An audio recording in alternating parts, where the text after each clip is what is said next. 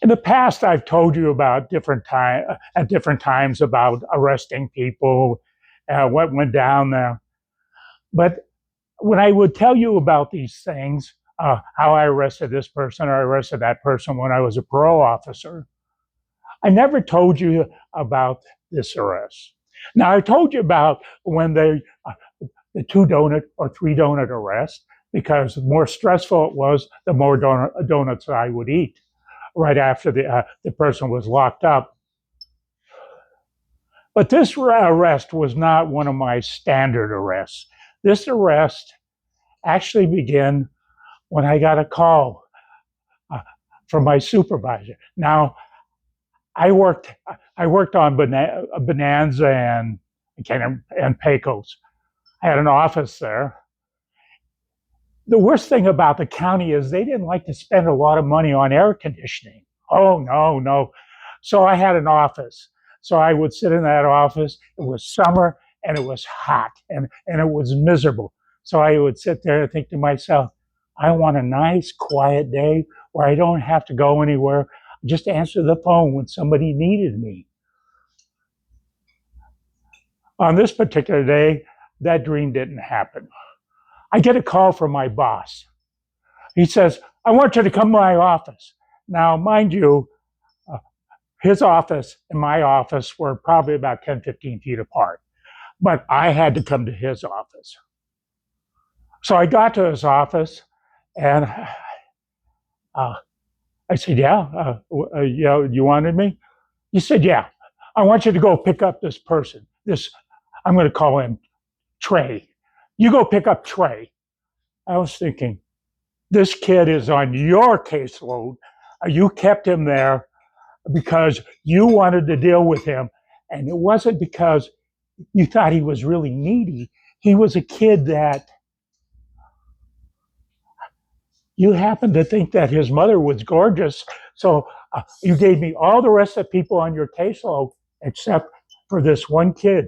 And had nothing to do with the kid, had to do with the mother, because the mother was a beautiful cocktail waitress.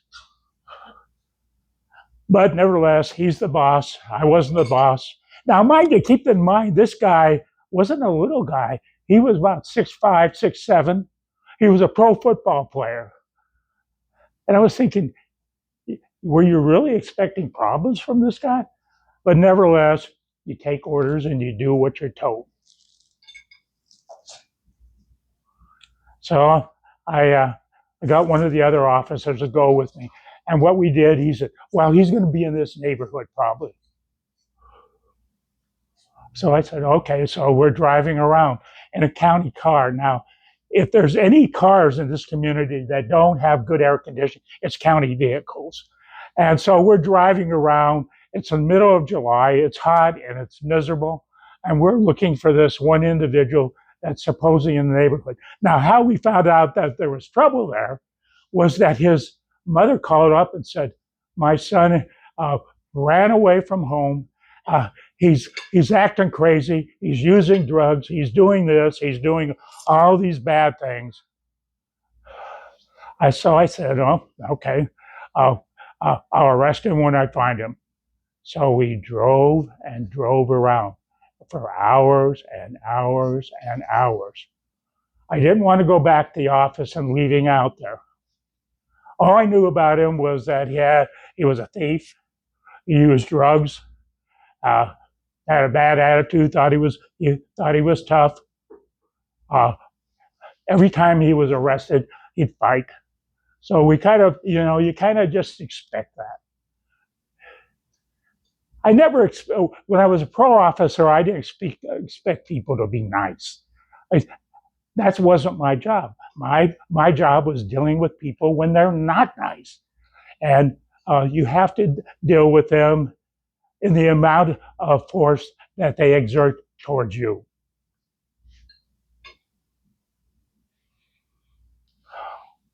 So we kept driving around. Eventually, we even took a break to go to lunch. At that time, there wasn't a lot of good places to go to lunch in Las Vegas, but there's always a McDonald's around.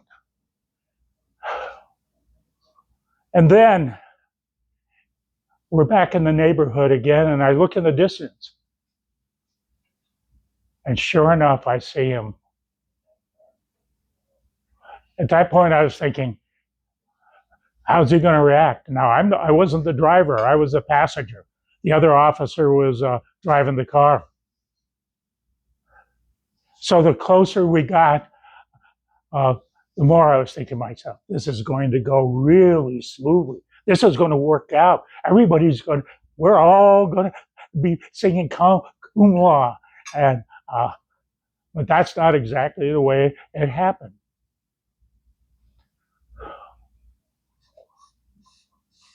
So I looked around. I was thinking, well, if he takes off, do I really want to chase him wearing a suit and tie and dress shoes? Of all things, I'm not a runner. I wasn't like Mark. I wasn't a runner. I was thinking to myself, well, if we trap him in this little area there, this would be really good. That way I wouldn't have to chase him down. So he looks up and sees the county vehicle, because they're all sort of a nasty looking brown vehicle. And he automatically recognizes that we're somebody out is going to arrest him. So I see him look up. Then he starts, we try to drive towards, he starts running. Of course, you don't run on the streets because cars can stay up with you. You run through the side buildings, you run by through the plants, all that stuff. If you can, you run through a backyard if there's not high fences. So I'm chasing him and thinking to myself, God, I hope this goes a lot faster than it's going right now. I hope it goes smoothly. And then all of a sudden, I see somebody's garage door open up. Then I see this lady open the door. The kid at that point realized he had no place to go because the fences were too high and people were after him. So he starts running towards the door of the garage, where they have the inside door. They had the inside door, and I yell at the lady, "Close the door! Close the door!" Of course, she didn't know what was going on. She was just watching the show. So next thing I know, he starts running towards that garage because there was no other place for him to go. So he runs into the garage, and as fast as he ran in there, I was right behind him, chasing him down. Next thing I know is that we're inside the house. He's running as fast as he can and hits they had sliding door. Fortunately, the door was open. He runs to the screen with me chasing him. Then after I come in, right after him, there was a high fence in the back. There was no place to go. But what was unusual about it was that there were people sitting in the living room as we were running through. And I remember that as I was running and chasing him down, I looked at these people were totally in shock. So nevertheless, he runs to the door. Unfortunately, he trips, and then I go handcuff him.